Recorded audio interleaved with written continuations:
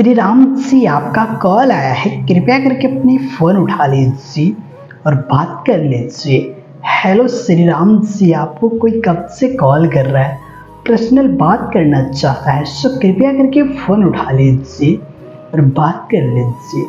Hello Shri Ram ji, please pick up the call.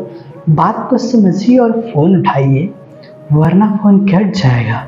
Shri Ram जी, कोई आपको कब से कॉल कर रहा है, अर्जेंट बात करना है, कुछ शेयर करना है, सो कृपया करके फ़ोन उठा लीजिए और बात कर लीजिए।